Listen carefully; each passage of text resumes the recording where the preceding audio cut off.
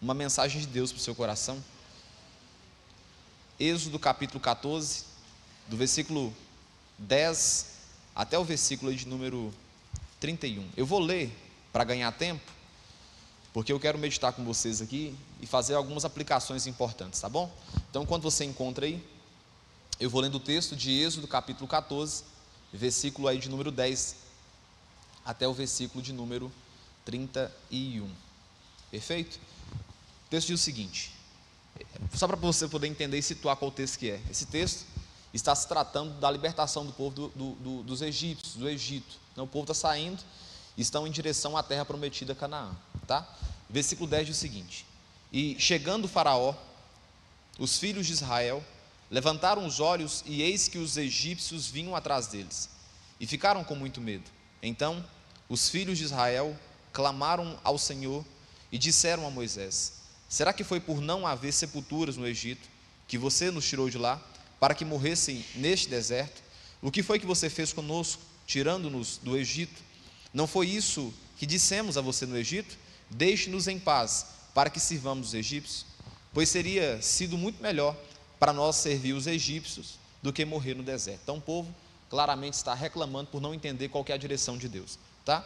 Versículo 3 diz o seguinte: Moisés, porém, respondeu ao povo: olha, não tenha medo, fiquem firmes e vejam o livramento que o Senhor lhes fará no dia de hoje, porque vocês nunca mais verão esses egípcios que hoje vocês estão vendo.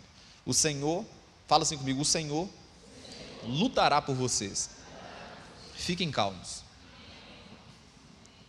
O Senhor lutará por nós. Fiquem calmos.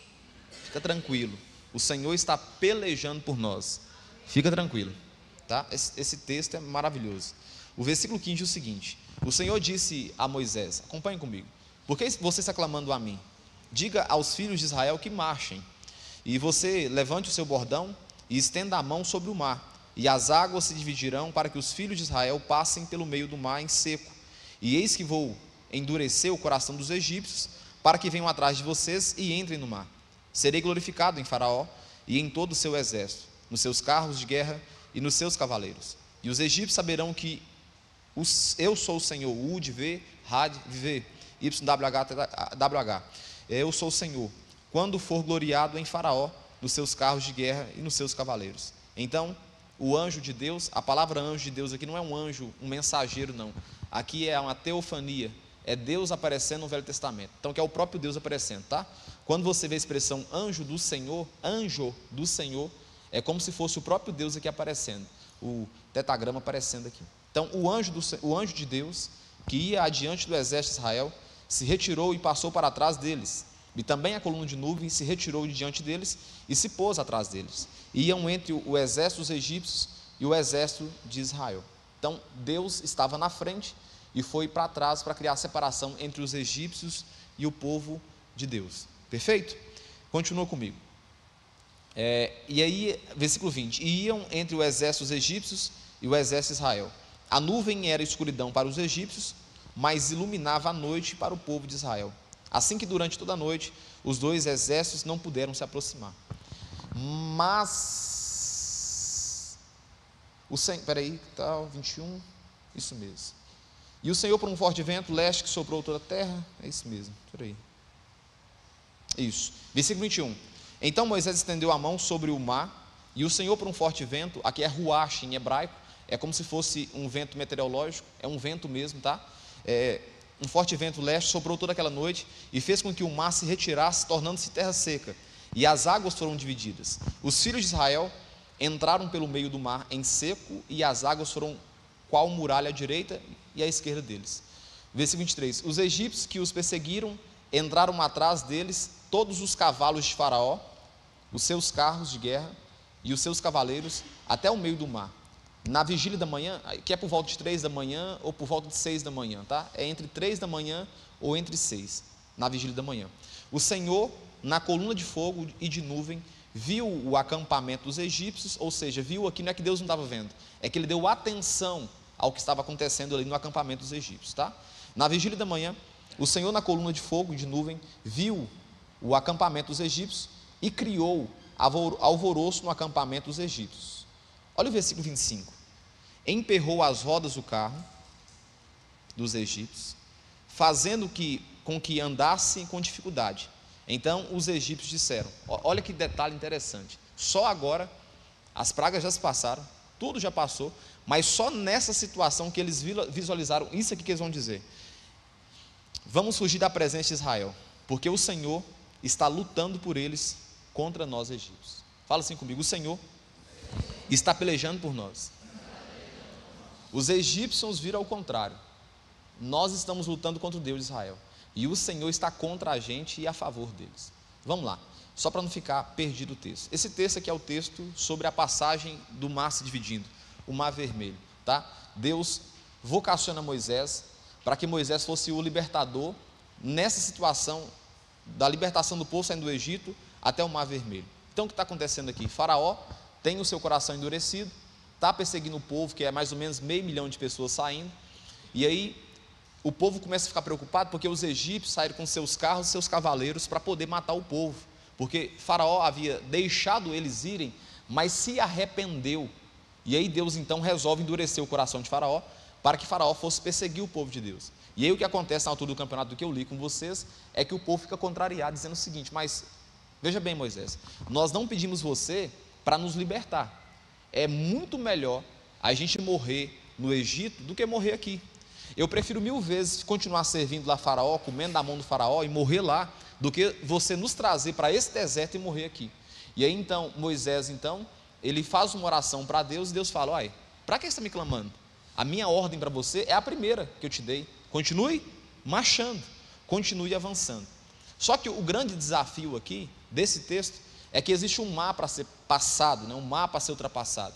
E aí o que acontece é que esse mar vermelho está totalmente fechado, e Deus então estava na frente do povo, se coloca atrás do povo, e aí era claridade para o povo de Deus, para o povo de Deus, e para os egípcios era escuridão. Então, quem está entendendo a história? Só para não ficar perdido, tá? E aí o que acontece? Quando Deus faz isso, ele dá uma ordem para que Moisés tocasse na água para o mar se abrir. Ele deu uma ordem direta, dizendo o seguinte: olha, toca na água, para que o mar criasse uma divisão, para que pudesse passar.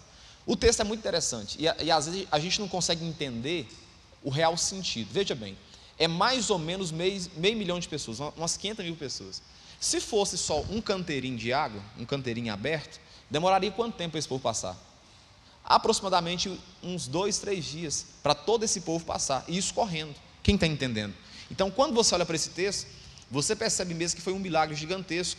Há uma aproximação de pensamento que foi mais ou menos 5 quilômetros de barreira de água que se cumpriu, para que esse povo todo passasse rápido. Quem entendeu? Então, de fato, foi um milagre mesmo que aconteceu ali. O mar se divide, cria uma barreira na direita e cria uma barreira na esquerda, e o povo passa. E aí o povo egípcio vem atrás logo em seguida, e Deus, presta atenção, não foi obra do acaso, foi o próprio Deus que fez com que as rodas dos carros e dos seus cavaleiros ficassem emperradas na terra, para que então ele pudesse agir, fechando novamente ali o mar. E aí foi o que aconteceu, que a gente sabe no texto: todos os egípcios morreram. E aí, naquele intermédio do tempo, quando eles começaram a perceber que a roda estava emperrando, estava tudo dando errado, eles se tocaram: nós não estamos lutando aqui contra um povo só, nós estamos lutando contra o próprio Deus. E aí foi tarde demais essa percepção, tá? Agora vai comigo, por favor, em Deuteronômio capítulo 34, versículo 1. Deuteronômio, à sua direita aí, Números, Deuteronômio. Então Deus usa Moisés para fazer algo extraordinário: a libertação do povo do Egito e a travessia no Mar Vermelho. Deuteronômio capítulo 34, versículo 1. Então Deus escolhe Moisés dentre tantas pessoas, para que ele pudesse ser o libertador desse povo. Todos encontraram? Eu faço questão que você encontre, para você acompanhar comigo e ver o que estou dizendo aqui. O texto diz o seguinte, eu tenho que ler para você poder entender, tá? Versículo 1. Então Moisés subiu das campinas de Moabe ao monte Nebo, ao alto do monte de Pisga, que está em frente de Jericó. E o Senhor lhe mostrou toda a terra de Gileade e até Dan, e todo o Naftali, e a terra de Efraim, Manassés, e toda a terra de Judá, até o mar ocidental, e o Neguebe e a campina do vale de Jericó, a cidade das palmeiras, até a região de Zoar. Olha o versículo 4, parece um versículo assim pesado, covarde, mas não é. Veja, então, e o Senhor disse a Moisés: esta é a terra que sob juramento prometi a Abraão, a Isaque e a Jacó, dizendo que daria a descendência deles. Estou permitindo, veja bem, estou permitindo que você veja com seus próprios olhos, mas você não vai entrar nela.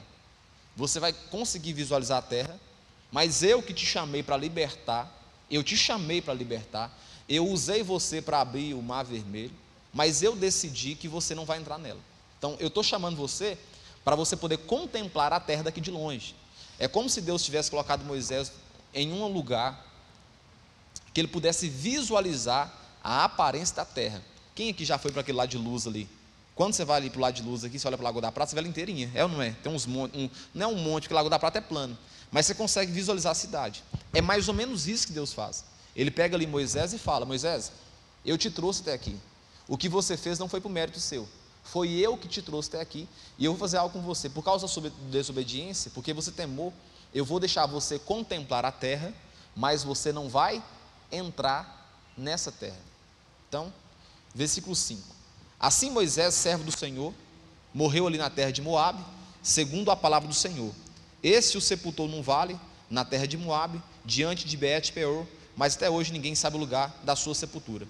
Moisés tinha 120 anos quando morreu, mas os seus olhos não se haviam enfraquecido, ou seja, ele não estava doente. Está dando para entender?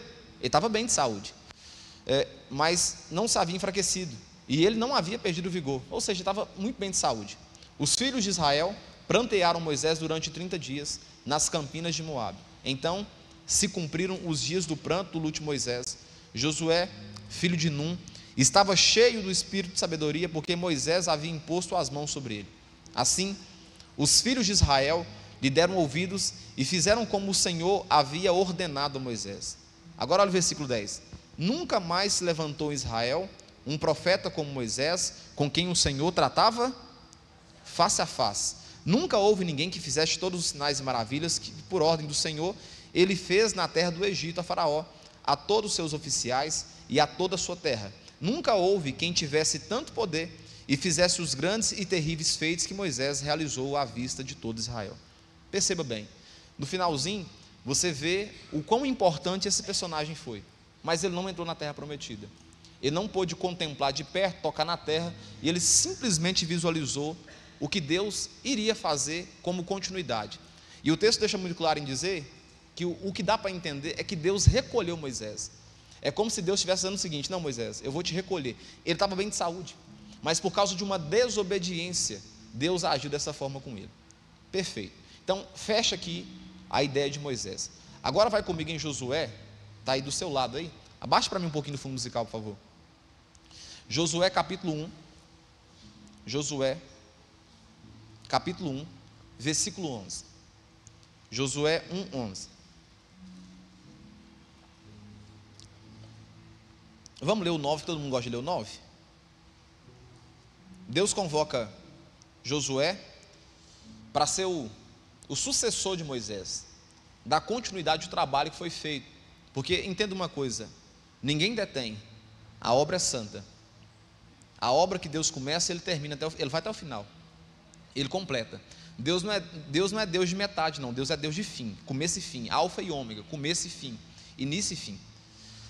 O versículo 9 fala: não foi eu que ordenei você? Seja forte e corajoso, não tenha medo, e nem fique assustado, porque o Senhor seu Deus estará com você por onde quer que você andar. Então Deus dá uma palavra de encorajamento para ele, e veja bem, essa palavra veio ao coração dele, porque se você observar no versículo aí de número 34, Deus dá uma elogiada, né, aqui em Moisés, e depois Josué já entra enfraquecido, com medo de substituir o trabalho de Moisés, porque é quase impossível fazer o que Moisés fez. O texto fala: ninguém mais faz o que Moisés fez, está escrito. Então Josué possivelmente já ficou preocupado como é que assumiria esse papel. Quem está entendendo? Aí aqui vem um recado de Deus: olha, não foi eu que chamei você? Seja forte e corajoso, assuma o compromisso, eu estou te vocacionando para você poder fazer, não preocupa não, só faz o trabalho bem feito, tá? Agora olha o versículo 10. Então Josué deu ordem aos chefes do povo, dizendo: passem pelo meio do arraial e ordenem ao povo, dizendo: preparem a comida, porque daqui a 3 dias vocês vão atravessar fala comigo, Jordão. Então, aí Josué, depois da palavra, toma coragem e assume um compromisso, e ele dá um recado para o povo: olha, é o seguinte, vocês estão comigo agora, Moisés morreu, Moisés não está aqui mais, Moisés não consegue mais fazer porque Deus aprova e recolhê-lo, ele não está mais para direcionar vocês, mas eu fui levantado por Deus para continuar fazendo o trabalho que Moisés havia começado, porque o trabalho não é de Moisés, a obra é do Senhor. E aí o que acontece? Josué então toma uma postura e fala: olha, se aprontem aí, se preparem, vamos arrumar tudo direitinho, porque daqui 3 dias nós vamos atravessar o Jordão. Veja bem, o Mar Vermelho foi já passado por Moisés, venceu uma etapa, mas a última etapa que tinha para poder separar da terra prometida de Canaã é o Jordão. Então o Jordão é um caminho que não tem como você acessar Canaã se não passar por ele. E aí vale ressaltar que não tem embarcação, não tem nada, só tem um rio gigantesco e talvez um pouco de fé, só isso e nada mais. Então continua comigo, versículo 11: passem pelo meio do arraial e ordenem ao povo, dizendo: preparem a comida, porque daqui a 3 dias vocês vão atravessar este Jordão, para que entrem na terra que o Senhor, seu Deus, lhe dá, para que tomem posse dela. Josué falou aos Rubenitas, aos Gaditas e a meia tribo de Manassés, dizendo: lembrem-se do que Moisés, servo do Senhor, ordenou a vocês, dizendo: o Senhor, seu Deus, está dando descanso a você e lhe dará esta terra, que as mulheres de vocês, as crianças e o gado fiquem na terra que Moisés lhe deu desde o lado do Jordão, mas vocês, todos os valentes, passarão armados na frente de seus irmãos e os ajudarão, até que o Senhor conceda descansos aos irmãos de vocês, como deu descanso a vocês, e ele também tome posse da terra que o Senhor, o Deus de vocês, lhe dá. Depois vocês poderão voltar e tomar posse da terra que Moisés, servo do Senhor, lhe deu por herança deste lado do Jordão, para que o nascente do sol.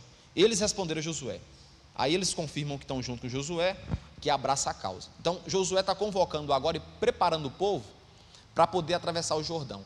Vale ressaltar que o Jordão estava transbordando as águas. Perfeito? Está ficando claro? Agora vai comigo no capítulo 3, é o último texto que eu leio com vocês aqui. Josué capítulo 3, versículo de 1 até o 17. Eu preciso ler todo o texto para que você entenda. O texto diz o seguinte: Josué se levantou de madrugada, depois da convocação dos 3 dias para o povo ir. Josué se levantou de madrugada, e tendo ele e todos os filhos de Israel partido de Sitim, vieram até o Jordão e pousaram ali antes que passassem. Ao fim de 3 dias, os oficiais passaram pelo meio do arraial e deram ordens ao povo, dizendo: quando vocês virem que os sacerdotes levitas estão levando a arca da aliança do Senhor, o seu Deus, saiam também do lugar em que vocês estão e sigam a arca. Contudo, deixe uma distância de cerca de 1 quilômetro entre vocês e a arca. A arca simboliza o que, irmãos? A presença de Deus, tá? Não se aproxime dela. Vale uma pergunta importante para El Shaddai: a gente precisa de arca hoje? Porque ele tabernaculou em nosso meio. Você pode dar uma glória a Deus aí? Ele já ressuscitou o 3º dia e ele tabernaculou em nosso meio. Então não precisa de uma arcazinha aqui no altar, não precisa de nada disso não, tá? A presença de Deus já é manifesta nesse lugar, porque ele se faz presente aqui, ele está vivo, ele reina. Tá, vamos embora. É porque me vem na cabeça, né? Daqui a pouco a gente vai colocar uma... Não, tem que ser a coisa básica. Contudo, deixe uma distância de cerca de 1 quilômetro entre vocês e a arca, e não se aproxime dela. Dessa forma, vocês saberão o caminho pelo qual devem ir, visto que nunca antes passaram por tal caminho. Josué disse ao povo: olha que interessante: santifiquem-se, separem-se, porque amanhã o Senhor fará maravilha no meio de vocês. Presta atenção, Josué aqui está dizendo algo pela fé, porque não tem nenhuma garantia que nada vai acontecer. Josué está assumindo um compromisso de algo que ele nem sabe o que pode ser. Quem está me entendendo? Ele está usando palavras de fé, porque Deus não tinha dito nada para Josué como faria. Procura no texto para você ver. Você não vê nenhuma informação de Deus dizendo o seguinte: olha, Josué, eu vou fazer com que as coisas aconteçam dessa forma. Não, Deus não diz nada para ele. E aí Josué, como assume o compromisso, pela fé ele fala: olha, nós vamos ficar de frente ao Jordão. O Jordão é o que limita de ter acesso à terra prometida. Eu não sei o que Deus vai fazer, mas o que nós vamos fazer é o quê? Nós vamos fazer a nossa parte. A gente vai santificar a nossa vida, a gente vai orar, a gente vai jejuar, a gente vai fazer coisas que o crente faz, crer que Deus é Deus do impossível. Só isso. Eu não tenho uma palavra para vocês, eu não tenho aqui algo para te dar garantia, algo que a gente gosta, né? Garantia que as coisas vão acontecer. Pois é, Josué está com mais de 500 mil de pessoas e ele não tem garantia de nada. A única coisa que ele faz é: nós precisamos atravessar o Jordão, e eu não sei de que forma vai ser, mas uma coisa é, eu estou acreditando que se a gente santificar o nosso coração, buscar a Deus, Deus responde. Só isso. Agora volta comigo no texto para você ver. Versículo 6. E também falou ao sacerdote dizendo: levantem a arca da aliança e passem diante do povo. Lembra? O anjo do Senhor estava na onde lá? Estava na frente, depois foi para trás. Aqui ele segue a mesma coisa.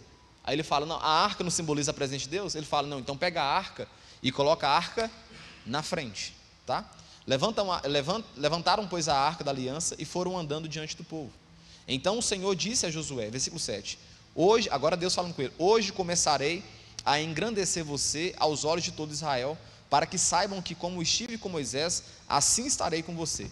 Versículo 8, portanto, você dará uma ordem aos sacerdotes que levam a arca da aliança, dizendo: quando chegarem às margens, qual que é o lugar, queridos? As margens das águas do Jordão, vocês parem ali. Então, quando vocês chegarem nas margens das águas, não é dentro da água, é nas margens, é na borda, é quando vocês observarem que está perto demais, é ali que vocês vão parar. Não dê nenhum passo e nem retroceda, vocês vão parar ali, fincar pé ali. Versículo 9, então Josué disse aos filhos de Israel: vem cá, ouça as palavras do Senhor, o seu Deus. Josué continuou: nisso vocês saberão que o Deus vivo está no meio de vocês, e que sem falta expulsará de diante de vocês os cananeus, os heteus, os heveus, os fariseus, os girgazeus, os amorreus, os jebuseus. Eis que a arca da aliança do Senhor de toda a terra vai passar o Jordão na frente de vocês. É como se Deus estivesse dizendo o seguinte aqui: o recado é: eu vou chegar na terra primeiro, eu vou chegar lá, e aí quando eu chegar lá, vocês vão me encontrar. Eis que a arca da aliança do Senhor de toda a terra vai passar o Jordão na frente de vocês. Eu agora escolham 12 homens da tribo de Israel, um de cada tribo. Quando as plantas dos pés dos sacerdotes que levam a arca do Senhor Deus, o Senhor de toda a terra, tocarem nas águas do Jordão, elas serão cortadas, a saber, as águas que vão de cima se amontoarão. Quando o povo saiu das suas tendas para passar o Jordão, os sacerdotes que levavam a arca da aliança iam adiante do povo. Versículo 15, e quando os levaram a arca, chegaram ao Jordão, e os seus pés se molharam na beira das águas, porque o Jordão estava, está escrito o quê, queridos? Porque o Jordão não estava cheio não, ele estava transbordava sobre todas as suas ribanceiras, durante todo o tempo da colheita. Então tinha muito tempo que já estava transbordando. As águas que vinham de cima pararam de correr, levantaram-se num montão, numa grande distância, até a cidade de Adã, que fica ao lado de Sartã, e as águas que desciam ao mar de Arabá, que é o mar salgado, foram completamente, parcialmente, completamente cortadas. Então o povo passou diante de Jericó. Porém os sacerdotes que levavam a arca da aliança do Senhor pararam firme no meio do Jordão, e todo o Israel passou a pé enxuto, atravessando o Jordão. Veja bem, eu acho que talvez nem muitas pessoas conheciam esse texto. Isso aqui é o segundo milagre que acontece. O primeiro milagre é quando o mar vermelho, que é grande, intransponível, se racha no meio, cria um paredão da direita e cria um paredão da esquerda. Depois, quando Josué assume a posição para chegar na terra de Canaã, em Canaã, era preciso passar agora uma outra barreira, uma outra dificuldade, uma outra situação que causa um certo desconforto, que é a travessia aqui do Mar do Jordão. O que eu aprendo com vocês? O Mar Vermelho, ele vai simbolizar de fato, pode olhar por essa ótica, vai simbolizar a libertação do povo. Então, o Mar Vermelho na mão de Moisés é a libertação do povo. Ultrapassar o Jordão é acesso à promessa de Deus. Um é libertação, o outro é cumprimento de promessa. Um é Deus tirando o povo da escravidão e trazendo uma nova configuração no povo. O segundo é Deus dando acesso à promessa que ele havia cumprido sobre aquele povo. E eu queria pensar com vocês sobre esse assunto aqui, muito importante. Então, duas situações, dois personagens, situações parecidas, mas para um resultado só. Primeiro, Moisés, o homem escolhido por Deus, para libertar o povo da escravidão, faz feitos incríveis, de rachar um mar no meio. Depois Josué, que estava sendo treinado, assume o compromisso de conduzir o povo, porque não tinha outro para poder conduzir. E Deus então usa a vida de Josué, para que Josué então pudesse ter as direções certas, de colocar a arca no lugar certo, para que então o Jordão pudesse ser rachado no meio. Veja bem, quem que sabia desse texto aqui? Levanta a mão para me ver. Quem não sabia, levanta a mão para me ver desse texto. Muita gente não sabia desse texto. A gente só foca no grandão, né? A gente só foca no Mar Vermelho. Pois bem, eu queria pensar com vocês sobre esse assunto aqui. Veja bem, primeiro ponto que quero destacar é que a forma muda, o cenário muda, mas Deus continua sempre sendo o mesmo. É regra. Um foi o Mar Vermelho, o outro foi o Jordão. Mas veja bem, de nada adiantaria ter passado o Mar Vermelho, vencido o Mar Vermelho, os egípcios, e chegasse diante do Jordão e não atravessasse. Qual que é o sentido de venci o Mar Vermelho? Nossa, aleluia, venci o gigante. Mas aí quando me deparo com um Jordão que é bem menor, mas eu não consigo ter acesso à terra prometida. Então, veja bem, a forma mudou, o ambiente mudou, a circunstância mudou, mas a promessa de Deus não falha, Ele cumpre ela. E se preciso for, Deus racha o Mar Vermelho mesmo, para todo mundo ver. Ele faz com que seja transponível, que tenha acesso ao Mar Vermelho, gigantesco, para que todo mundo possa perceber. Mas o mesmo Deus que faz no Mar Vermelho isso, é o mesmo Deus que completa a obra no Jordão. Ele abre também as fronteiras do Jordão para o povo passar, porque o povo tem que entender que esse Deus não depende de um homem só, esse Deus depende da sua própria palavra e Ele é fiel a ela. Se Ele diz que vai fazer, não importa se Faraó vai levantar, não importa se o Mar Vermelho é um empecilho, não importa se o Jordão é um empecilho, Ele vai cumprir as suas promessas. É algo que você tem que ter no seu coração. Isso aqui é algo que eu percebo que não importa a forma muda. Talvez o que você está enfrentando hoje é algo que para você é impossível. Talvez é o Mar Vermelho. Para você vencer o que você venceu, que você não deu testemunho, é o Mar Vermelho. Mas para mim é uma situação que talvez é um pouco pequena. É uma situação de um filho, é uma situação de uma saúde, é um detalhezinho. Mas entenda uma coisa, o Deus que abre Mar Vermelho é Deus que abre Jordão também. O Deus que abre o Mar Vermelho, Ele completa a obra também, resolvendo as pequenas coisas. Talvez você está pedindo para Deus só resolver o Mar Vermelho, e está esquecendo que o Jordão também é um empecilho. Mas eu quero dizer para você, como boca de Deus hoje, Deus resolve o Mar Vermelho, mas resolve o Jordão também. Você pode dar um glória a Deus de verdade? E isso aqui não é teologia da prosperidade, não. Isso aqui é confiar nas promessas de Deus. Isso aqui é quando você não tem escapatória, não tem saída, você fala: Deus, eu só dependo da Tua graça nesse momento. Eu já não tenho mais recurso financeiro, eu já não tenho mais o que fazer, eu já não tenho mais o que chorar, eu não tenho mais lágrimas para poder derramar, eu já não tenho mais o que fazer. A única ferramenta que eu tenho é confiar nas Tuas promessas, só. E aí eu tenho convicção que a função nossa é parar de frente à porta do Jordão, beirando as margens das águas, que Deus vai se encarregar de fazer o resto, se a gente for fiel a Ele. É a única coisa que a gente tem que fazer. Não tem que murmurar, não tem que reclamar, não tem que retroceder, não tem que bater boca com Deus, não tem que tirar satisfação com ninguém, não tem que se justificar, porque quem justifica a gente é Deus. A gente só tem que confiar nas promessas do Senhor. Só isso. Agora é fácil? Não, não é fácil. Não é fácil. Porque se com Moisés o povo já estava reclamando, agora imagina Josué liderando esse povo. E agora imagina Josué de frente ao Jordão, de frente a uma situação que ele não conhece. Embora Deus havia dito para ele: olha, eu vou fazer algo, eu vou te honrar, mas ele não sabia a maneira que seria. Agora imagina só, se eu, você, nós ficamos preocupados com uma meia dúzia de pessoas, com a opinião de meia dúzia de pessoas, agora imagina Josué com mais de 500 mil de pessoas. Você acha que ninguém ali criticou? Você acha que ninguém ali colocou peso sobre ele? Você acha que ninguém ali ficou falando: Josué, e aí?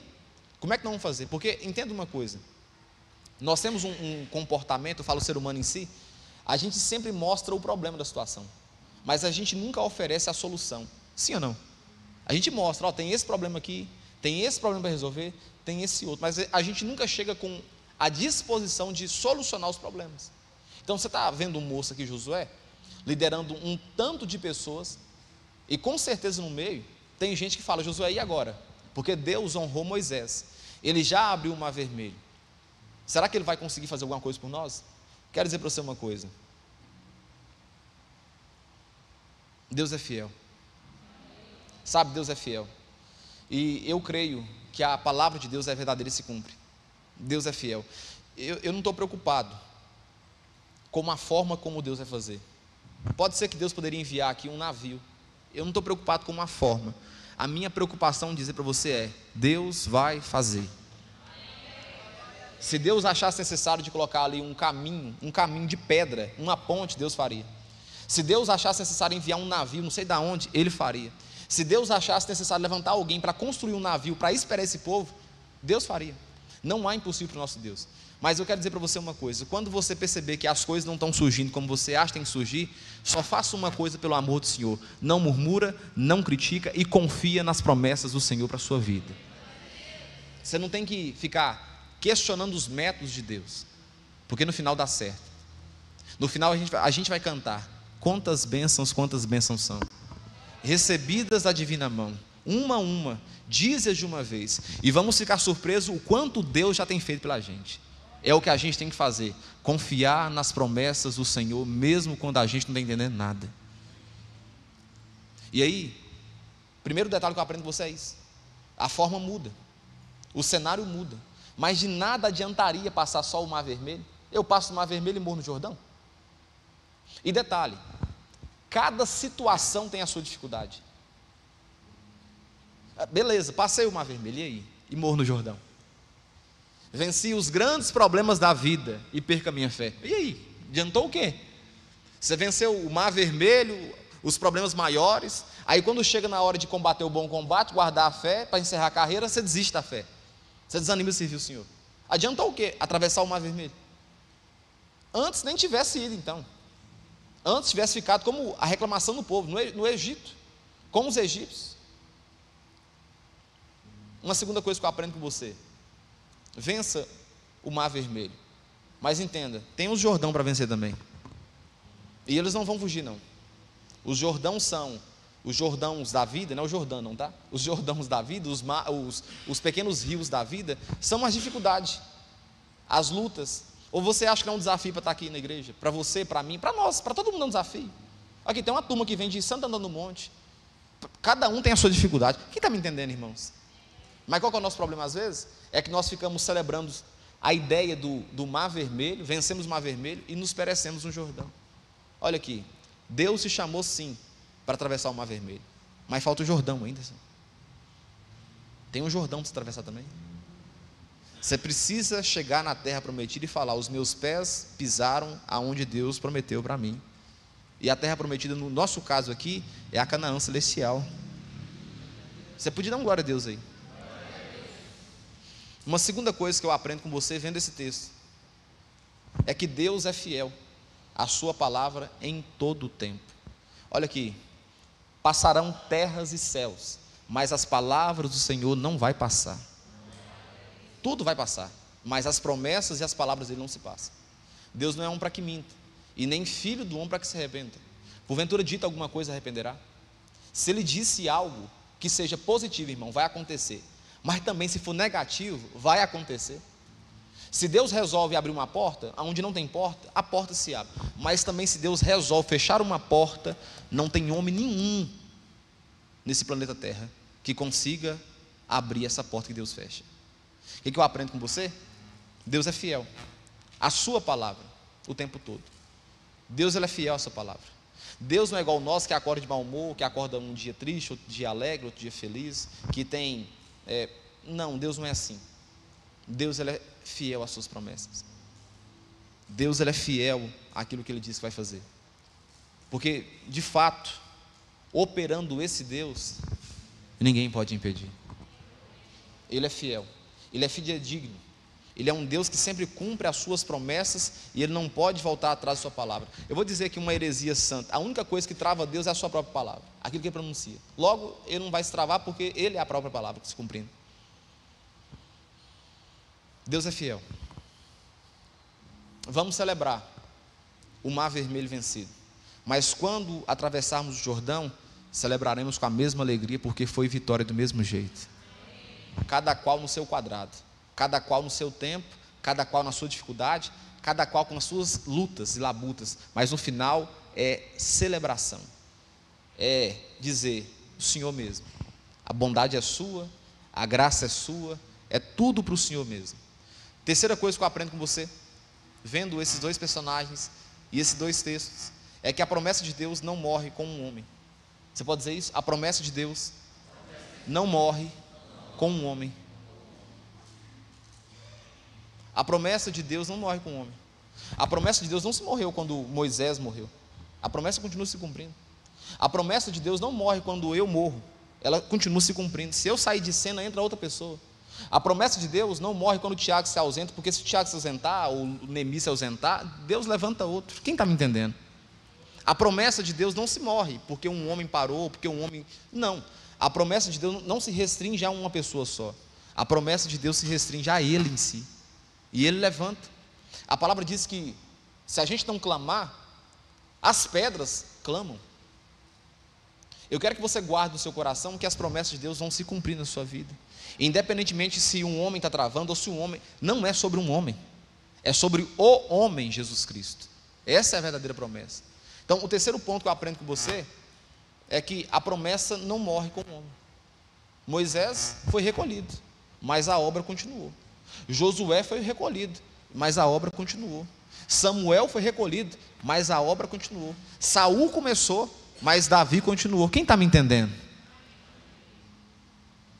Os apóstolos fizeram um trabalho, e a promessa se cumpre até hoje. A pregação do evangelho aí, Mateus 28 sendo cumprido. Quero que você entenda uma coisa. Quando eu olho para esses dois textos, eu percebo que a promessa do Senhor não se restringe a uma pessoa só. Ela não é sobre o nome de uma pessoa. Ela é sobre o nome da pessoa de Jesus. Um quarto ponto que eu aprendo com você. Quem está sendo abençoado? Não importa o tamanho da barreira. Eu quero que você sempre lembre disso. Não importa o tamanho da barreira. Servimos a um Deus do impossível. É o Deus do impossível. Não é o Deus só do possível. Não é o Deus só que quando as coisas podem acontecer. Não, é o Deus que faz com que saia água da rocha. É o Deus que quando a fornalha foi aquecida 7 vezes mais, ele entra e alguém olha, tem mais alguém lá dentro? Não, vejo um quarto homem na fornalha. Esse é o Deus que a gente serve. É o Deus do impossível. É o Deus que a medicina não consegue descrever. É o Deus que a psicologia, a psicanálise, a terapia não consegue descrever. O Deus do impossível é o nosso Deus. Servimos a um Deus que não se limita a uma palavra de um homem só. Não se limita à força de alguém. Servimos a um Deus que faz o impossível para cumprir as suas promessas. É a quarta coisa que eu aprendo. Não importa o tamanho da barreira. É o Mar Vermelho? Se Deus falou que vai atravessar, vai atravessar. Mas se Ele falou não vai atravessar, Faraó com seus cavalos, com a sua força, vai morrer. Se Ele disse vai atravessar, vai atravessar. O que eu quero dizer para você? Veja bem.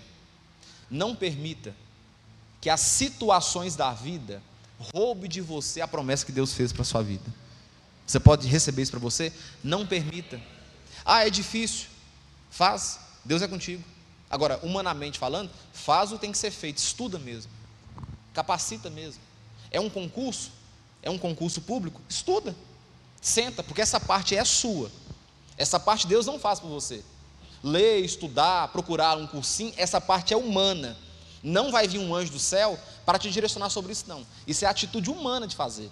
Mas no que tange em relação às coisas espirituais, de abrir a porta, te dar para você capacitação, fazer lembrar, não, fica tranquilo, isso aí é Deus que faz pela gente. É o mar vermelho? Ele se cumpre, ele te ajuda, seus pés se atravessam enxutos. Mas e o Jordão? É tão importante quanto o mar vermelho. Não importa o tamanho da barreira, Deus é Deus impossível. É quando você olha assim, não tem mais solução, Deus fala, já tem a solução pronta, ó, antes da fundação do mundo para te dar. Deus não tem mais jeito, não, o jeito sou eu sou a solução. Você não está entendendo. Deus, essa porta se fechou, mas quem te disse que essa porta era para você? Essa porta não era para você. A porta que eu abri para você é ali, foi você que não viu, foi você que não enxergou. O que está faltando em você é confiar que eu já abri a porta, só isso. Deus vai estar dando errado, mas tem que dar errado mesmo, porque a parte do errado é a parte da sua capacitação para você assumir o cargo que eu vou dar lá na frente. Tem que dar errado mesmo, tem que ser difícil, não pode ser fácil, tem que ser desgastante mesmo. Deus disse para Davi, você vai ser rei, mas você vai ter que sentar um pouquinho, comer 1 quilinho de sal, Zé. Você vai ter que andar um pouquinho, ver como é que as coisas funcionam. Você vai sentir na pele o que é perseguição, você vai comandar uma guerra primeiro. Quem está me entendendo? Um quinto ponto que eu aprendo com você é que não importa se é o mar vermelho, se está de frente para ele, não importa se é o Jordão. Uma coisa eu te falo, Deus nunca chega atrasado. Deus nunca chega atrasado. Foi no tempo certo e necessário que Deus agiu. Eu não sei descrever para você a distância que os egípcios estavam do povo de Deus. Me parece que era perto, porque ele teve que vir para trás. Ele criou para cá uma claridade, para cá a escuridão, para que eles não vissem. Então acredito que seja mais ou menos 1 quilômetro e meio. Nada mais disso não. Se não fosse a mão de Deus ali, os egípcios alcançariam aquele povo. Era um povo que não estava armado, com flecha, com faca, com canivete, com 38, com Glock, com PT. Era um povo que não estava municiado. Era um povo que estava simplesmente confiando num Deus impossível. Só isso. E repara, os egípcios estavam todos municiados, todos fortalecidos com seus carros e cavaleiros. Mas eles esqueceram de uma coisa, que o Senhor dos exércitos pelejava a favor dos seus. Eles tinham arma, eles tinham Deus, eles tinham força, e os outros tinham a presença de Yeshua HaMashiach só. Mas é o mais suficiente. De nada adianta estar bem armado, municiado, sem a proteção divina. Deus nunca chega atrasado, irmãos. Quem sabe você está questionando a Deus aí, por que as coisas não aconteceram? Deus não chega atrasado. Deus me manda dizer para você nessa noite, como boca de Deus, Ele não está atrasado. É você que está apressado para aquilo que Ele te prometeu, mas Ele não está atrasado. Meu tempo é Cronos, é 24 horas, agora é 7h53. O tempo de Deus é Kairos, significa tempo perfeito, que Ele age no tempo certo, Ele age da maneira certa. Não esqueça, Deus não perde o controle das coisas, Deus não perde. A gente tem que lembrar isso de vez em quando, né? Que Deus não perde o controle das coisas. Deus não perde o controle das coisas. Deus nunca chega atrasado, Ele age no tempo certo. Um sexto ponto que eu aprendo com você, e eu quero que você repita isso comigo.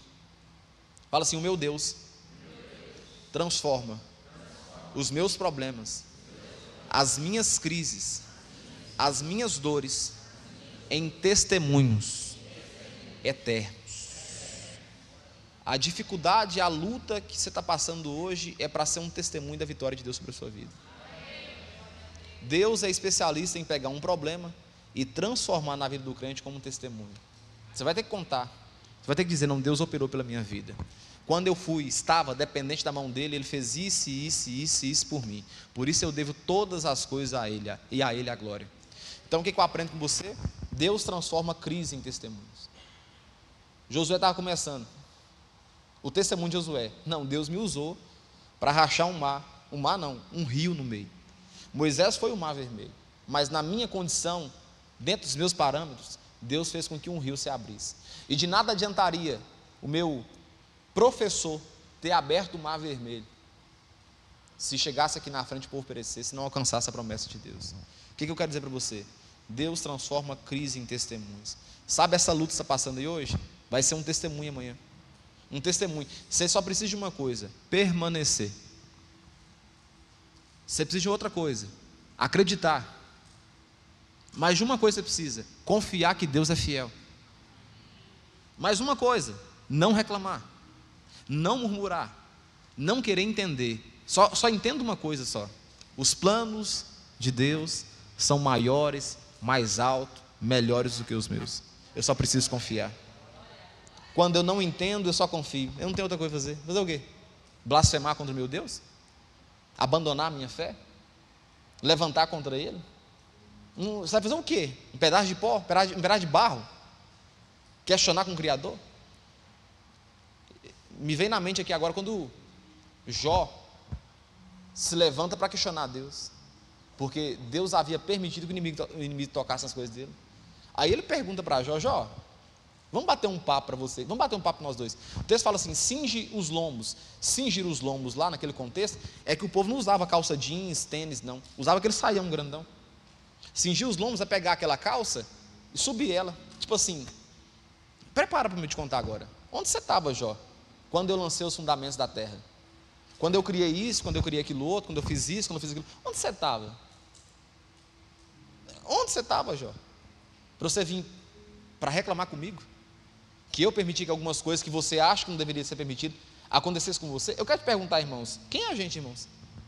Quem somos nós para ousar questionar o Criador de todas as coisas? Quem somos nós para poder duvidar das promessas de Deus? Quem somos nós? Uma pergunta retórica, você não tem que responder ela. É só você pensar: quem é você, quem é eu, para questionar o propósito dos projetos de Deus? Os planos do Senhor são mais altos, é melhor do que o meu. Eu só preciso confiar que Deus tem sempre o melhor para mim. Você é crente em Cristo Jesus? Você serve a Deus? Então Deus tem o melhor para você. Por mais que o melhor que você acha que é o melhor, que não é o melhor. Uma criança, quando está comendo doce demais, o pai fala assim: não, menino, não como doce mais não. É porque o pai está protegendo a criança. É o melhor para a criança, mas ela não entende, porque por ela pega diabetes.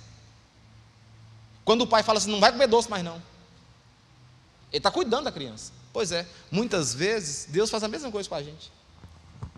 Fecha uma portinha aqui e fala: não, Zé, você subiu demais para a cabeça, o poder subiu, desce de novo desse degrau aí. Quando você pensa que você é superior a Deus, que você consegue fazer as coisas, não, que eu, Deus fala: não, peraí, vou te mostrar. Peraí, deixa esse cheque voltar para você ver que um cheque voltando no inferno faz a sua vida. Deixa uma dor de cabeça surgir para você ver, uma dorzinha de cabeça só, um filho dá trabalho na escola, que você vai ver de novo que quer depender de mim.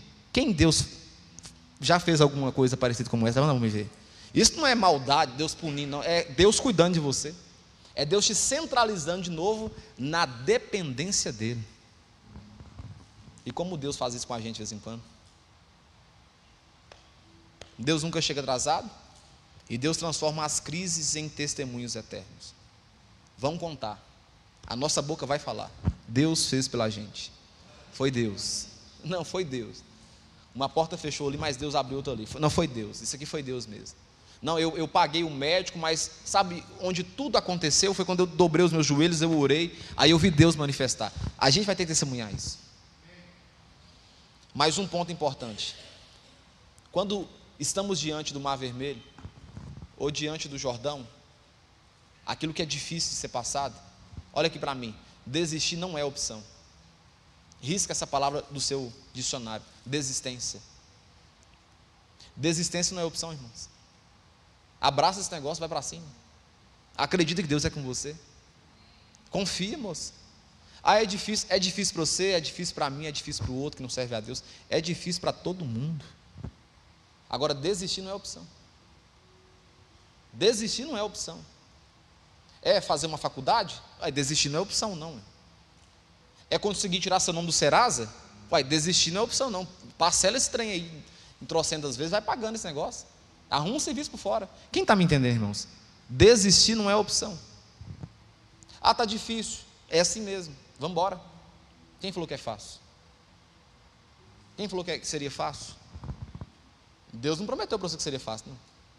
Inclusive, se eu não me engano, salvo por engano, ele diz: no mundo, traduzindo, vai ser difícil. Aí no finalzinho, eu acho que ele pegou pesado e fala assim: mas tem de bom ânimo, dá uma alegrada, porque eu venci o mundo.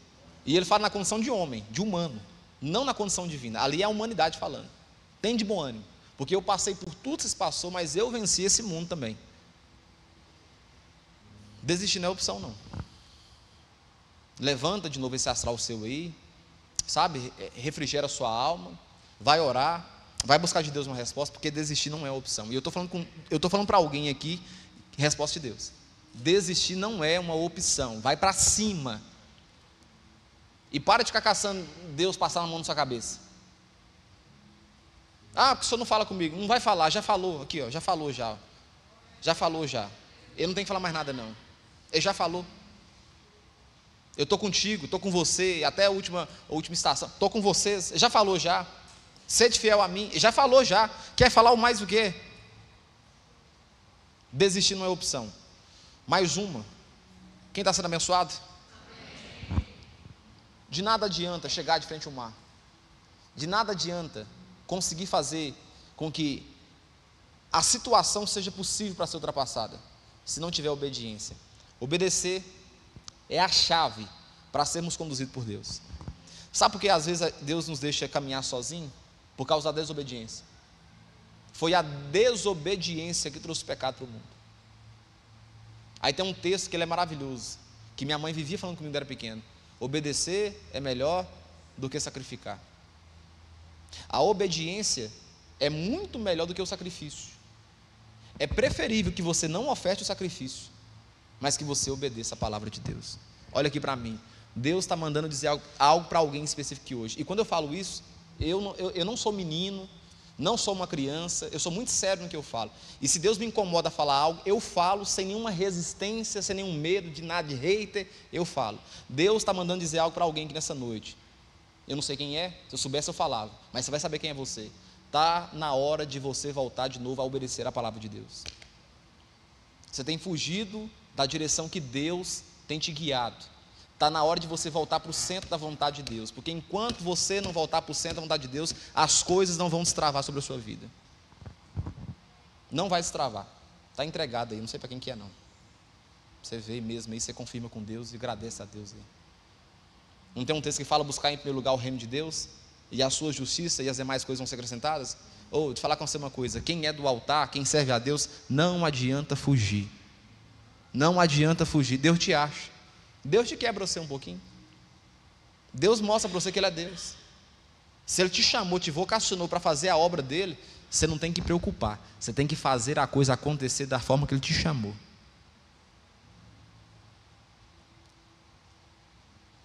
E por último, penúltimo na verdade, maior que a promessa, mais importante do que passar o Mar Vermelho, do que passar o Jordão, é a presença de Deus. Sabe o que é mais importante em tudo? Não é nem atravessar, não é nem conquistar, é saber que Deus sempre esteve com a gente do começo ao fim. E ter no coração o seguinte: mesmo se o Senhor não me atravessasse no Mar Vermelho ou Jordão, a sua presença para mim já basta. Olha aqui para mim, o que adianta ir para o céu se a presença de Deus não estiver lá? Tem uma frase teológica que é muito interessante: o céu sem a presença de Deus é o inferno, porque a ausência de Deus é o inferno, é uma conturbação. O que adiantaria chegar na Canaã celestial e não ter a presença do Yeshua HaMashiach? O que adiantaria chegar, receber galardão, mas não ter a presença do Senhor com a gente? Pois é, olha aqui para mim, o que é mais importante não é as suas conquistas pessoais, o seu carro, a sua casona maravilhosa, seus filhos maravilhosos. O mais importante é a presença de Deus sobre a sua vida. É Ele que não pode faltar. Ele é o mais importante, a presença dEle. E Sansão foi prova disso, porque ele sentiu, e o dia que ele perdeu a presença, ele clamou por tudo: Senhor, pode tomar minha vida, mas me volta de novo o quê? O teu Santo Espírito. Importante não é vencer as lutas, não. Nem sempre venceremos todas elas. Mas sabe o que é mais importante? É ter a convicção que em todas as dificuldades da vida, Deus sempre esteve com a gente e nunca faltou a presença dele. E foi sobre isso que Davi falou: o Senhor é meu pastor e nada me faltará. E nada ali é a presença dele. Por último, Deus não precisa da nossa contribuição. Deus não precisa que a gente acerte tudo. Deus não precisa que a gente faça nada, porque no final, Deus é muito bom. Deus é muito bom com a gente. Você tem noção o quanto que a gente fere Deus com os nossos pecados?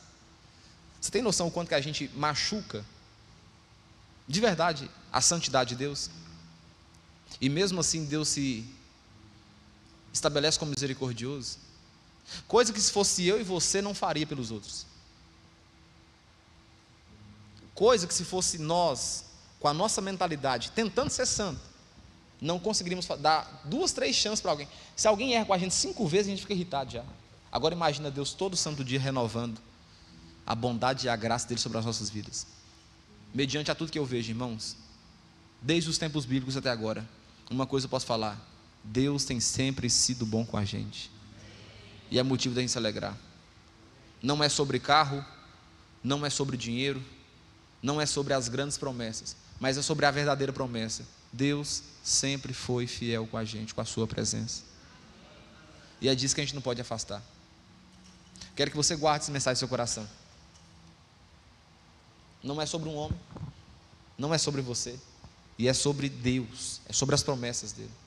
Queria que você ficasse de pé em nome de Jesus. Sabe algo que eu quero te convidar a fazer? E eu falo isso com muita propriedade: é voltar a ser crente. Parece esquisito isso, né? Voltar a ser crente. Mas a gente precisa voltar a acreditar com a mesma sinceridade e inocência de uma criança nas coisas de Deus, nas promessas de Deus. Eu quero te convidar nesse momento a lembrar que Deus nunca quebrou nenhuma promessa que Ele fez a você, não. E às vezes o comportamento nosso é como se Deus tivesse perdido o controle. Eu falo isso por mim mesmo, eu estou falando de mim isso aqui. Tem hora que parece que eu sinto no meu pensamento que parece que Deus perdeu o controle. Aí logo me recai na minha mente e fala: poxa, que loucura minha é essa? Deus está com o controle de todas as coisas. Não tem nada que foge da poderosa mão dele, não. E Deus, Ele é tão poderoso nessas coisas que Ele não te justifica nada, Ele não te explica nada, mas uma coisa você sabe: no final Ele faz o que tem que ser feito. É isso.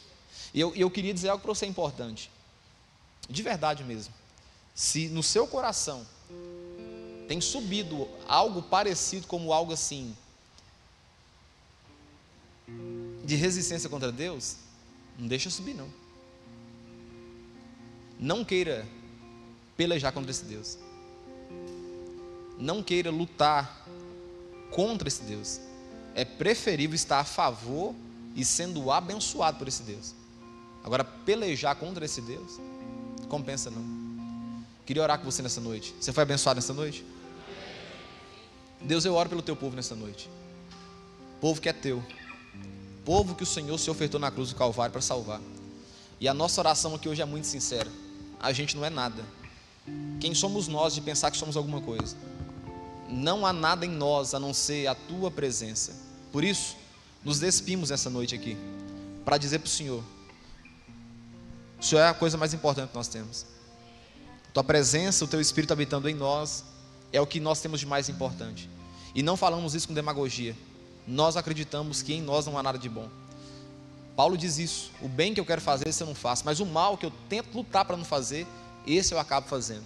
Por isso eu quero pedir ao Senhor sobre essa noite: coloca no coração do teu povo a certeza que o Senhor nunca perde o controle das coisas, porque operando o Senhor, ninguém pode impedir. Coloca no coração do teu povo hoje temor para não blasfemar, temor para não criticar, temor para não poder desviar da fé, temor para poder não esfriar o coração e entender que o Senhor é fiel nas suas promessas. Por isso nessa noite, nós queremos dizer para o Senhor: muito obrigado pela tua fidelidade que é eterna, que se cumpre de geração em geração. Somos um povo teu, estamos aqui debaixo do teu pastoreio. Seja nosso pastor, em nome de Jesus. Amém e amém, para a glória de Deus Pai. As suas palmas engrandecem o nome do Senhor.